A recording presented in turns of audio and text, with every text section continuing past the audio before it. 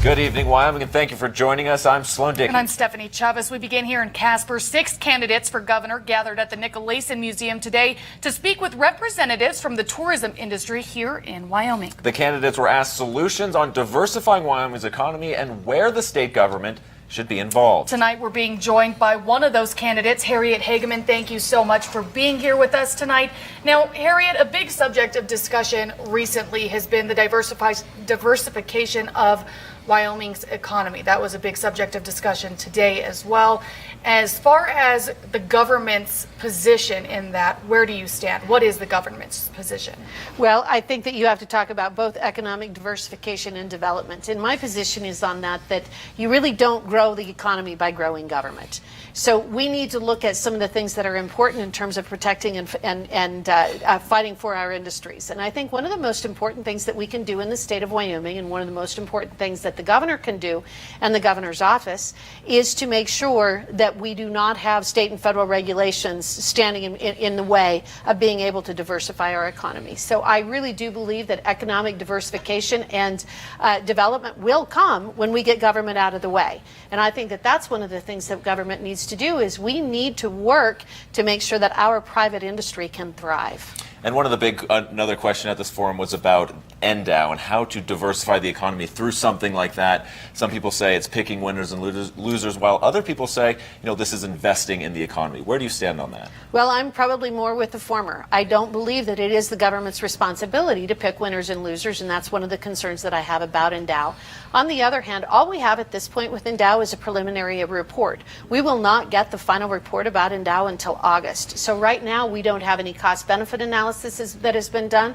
I'm willing to look at that, but the fact is we need to make sure that we are not jumping into something without having all of the facts. And just a follow-up on that, where is the government's role in terms of supporting, promoting, building the economy in Wyoming? Well, again, I will come back to the fact that government is often the thing that stands in the way. And whether it is federal regulations or state regulations or local regulations, for example, the International Building Code that so many of our city councils have adopted, the International Building Code can be so destructive to being able to develop and redevelop areas. So it is something that we need to look at. The government's role is not to be a roadblock, but to provide a pathway. And so that's where I think that government needs to be careful in terms of preventing businesses from thriving, preventing entrepreneurs from creating new businesses and creating jobs. Now, something you really want to focus on is our downtown areas across the state. Tell me a little bit about how that would help diversify the economy. Well, absolutely. We talk often about the importance of Main Street, and that's where so many of our small businesses are located, whether it's downtown Torrington or downtown Cheyenne or downtown Casper. Main Street is so critically important to the heartbeat, if you will, of what a community is. And one of the things, I was just recently meeting with the mayor of Cheyenne, and she was talking about the costs associated with asbestos removal, for example. Just for the hitching post, it's going to cost over $2 million to remove the asbestos in the hitching post, which means we don't get to redevelop that area until that is done.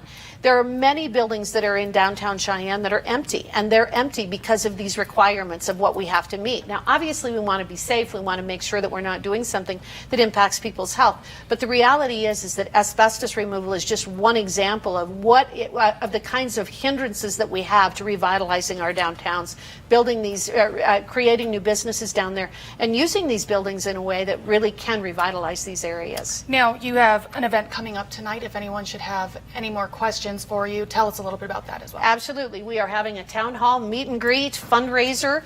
It's on North Beach Street, and I'm going to have the opportunity to address the crowd at that time.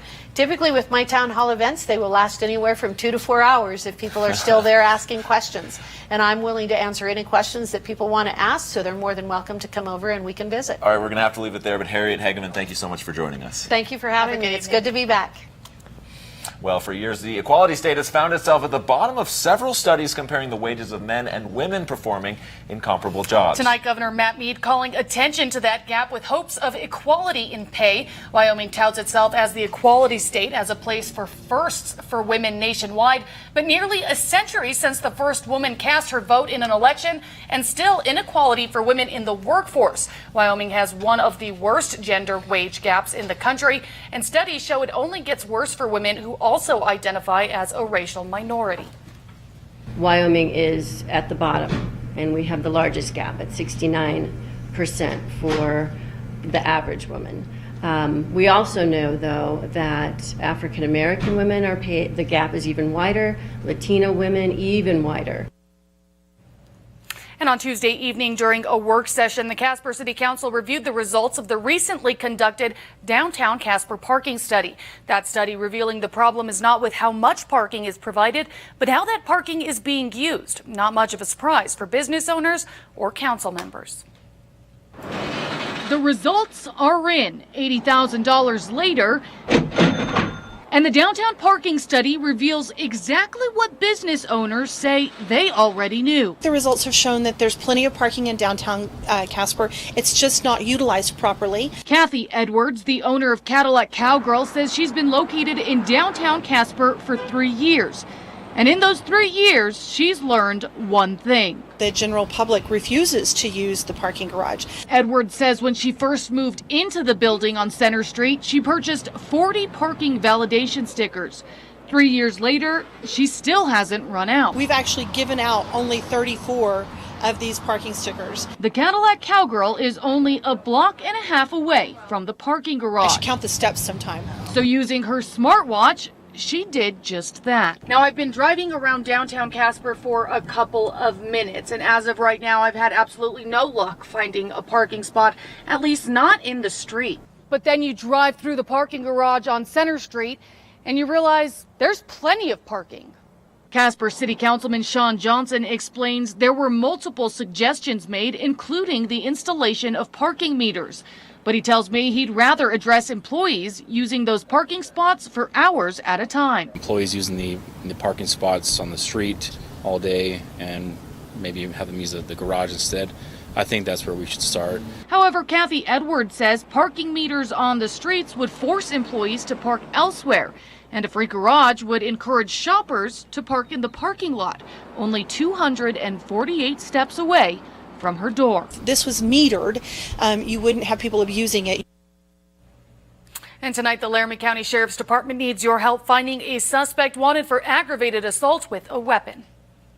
This week we're looking for Stephen Guile. Stephen is a 27-year-old male. He is 6'1", 200 pounds. He has blonde hair and blue eyes. He is wanted on a probation violation warrant stemming from aggravated assault domestic violence case that Sheriff Shorten investigated in 2012. If anybody sees or knows where he's at currently, contact dispatch at 637-6524. All the other tips we can put through Silent Witness at 638-TIPS or on the web at silentwitness.laramiecounty.com. And since the Kilauea volcano erupted in Hawaii nearly 2 months ago, it's been steadily reshaping the island, but it isn't over yet. K2's David Furtado sat down with Tim Slater, a University of Wyoming science professor who just came back from Hawaii. Since early May, lava has been flowing across the surface of Big Island, Hawaii. The United States Geological Survey releasing this image Tuesday morning showing the lava flows over the last month, even pointing out new land is being created. As it enters into the ocean, it solidifies, and we're getting brand new beachfront out there, which is good and bad, right? So we get a whole new about 9 new square miles of land that's being created in Hawaii. But if you had a home that was on the beach, all of a sudden now you're a half mile away from the waterfront. The addition of new land to the biggest island in the chain hasn't come without its caveats, like 600 homes damaged and 3,000 residents displaced. Well, you got to imagine a city about the size of Casper. If all of a sudden 3,000 people no longer have a place to live, it's very hard to absorb that. There's just not enough housing for 3,000 people to live. And we can't, because it's an island, we can't exactly ship in any kind of housing sorts of things. So right now people are living in tent cities. Tim Slater, who was in Hawaii helping students, was only 20 miles away from volcanic activity. But everything's been interrupted because this devastating volcano that's really taking over. The volcano is quite large. It's putting out these giant fountains, if you will, that reach 200 feet into the air. You really don't see a lot in the daytime other than just a lot of smoke, mostly from the burning fires. But at nighttime, it's a huge glow. You might imagine you're driving towards Casper in the middle of the night. You can see the glow of Casper overhead. But we're able to see a glow of a volcano, which is pretty impressive, bright enough that it actually causes shadows. While there have been huge fountains of molten rock jettisoned from the Earth's crust, most of the lava flow has been coming from cracks in the earth known as fissures. Some of us may remember the explosions of Mount St. Helens in Washington, where the top of the mountain just blows off, and for 100 miles around there's ash falling. Hawaiian volcanoes aren't like that at all. They're much more slow moving. In fact, there's very little lava at all coming out of the top of the volcano. Almost all the lava that's coming out, particularly what's causing damage and entering the ocean, is actually coming out from the sides of the volcano. Some side effects to the Kilauea volcano have been sulfur dioxide in the air and earthquakes reaching magnitudes of 5.5. The production of new land has also been causing a lava haze called laze, which is highly toxic, and experts say land expansion along with that laze is expected to continue. In Casper, David Furtado, K2 News. Thank you, David. And across Wyoming, a recent stretch of dry and windy conditions.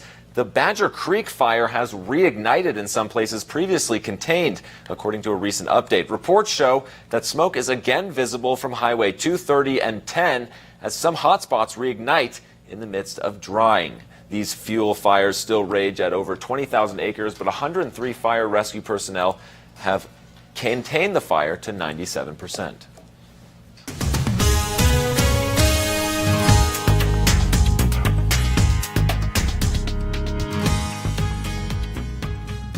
Well, Eric, as we just saw, those fires kind of reigniting a little bit scary, but definitely some hot weather out there.